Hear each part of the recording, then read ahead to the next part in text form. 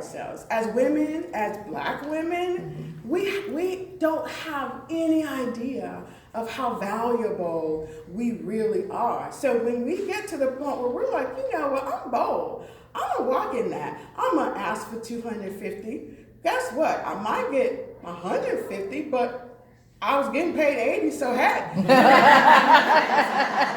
I win. Good job. Negotiation 101. I think I mastered it. It's an awesome thing. So when I got out, I didn't struggle. I got out of prison. I had a job. I had an apartment. I had my family was totally devastated because now they feel guilty because they're like, well, we didn't know all this. And I was like, it's okay, I didn't either. It's fine, it's okay. But what struck me was when I was in there were babies.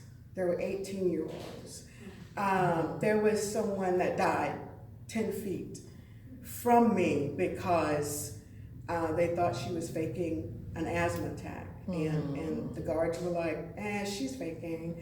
I'm not giving her mouth to mouth. I don't know where the thingy is to protect me from. In that moment, things got really real. Right. Things were like, oh shit, excuse me, Pastor. Oh shit.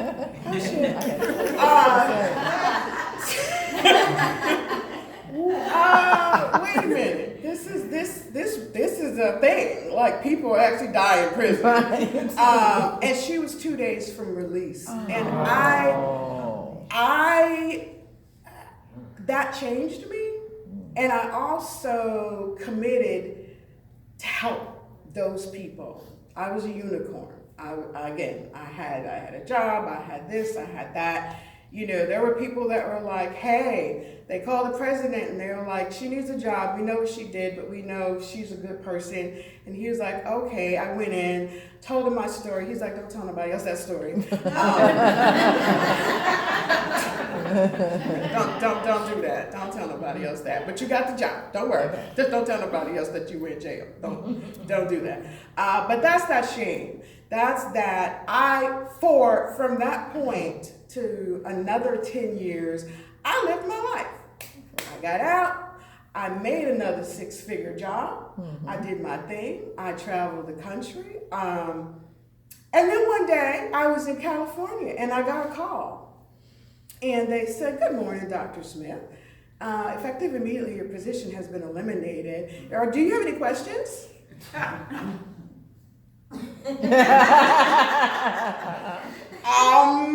not really.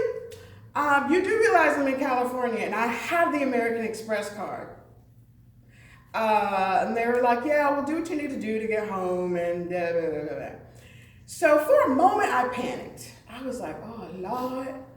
And then this immediate peace came over me. Yes. And the peace was, you're going to take the rental car back, you're going to change your flight, you're going to eat the biggest breakfast you ever had, get everything on the menu that you want.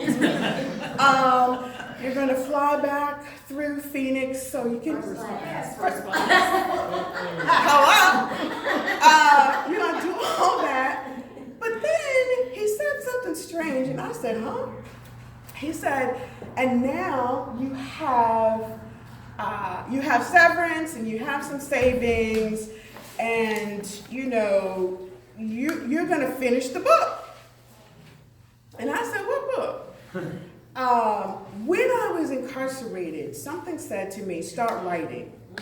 Start writing. The writing was to close out the crazy. The writing was to not hear what was happening, but I ended up writing about the crazy. And I started writing about what was happening. And when I got out and I got a job, guess where all that went? To the side. In a drawer. In a plastic container. Way deep underneath all of the other stuff. And I went on and I lived my life. Not my true me, but I went back to the life that I was living, where the facade was, oh, she did the thing that we forgot, and that's okay. And it's been 7 years, and it's not going to show up on your background check anymore. So I was right with the world until that day that I got the call.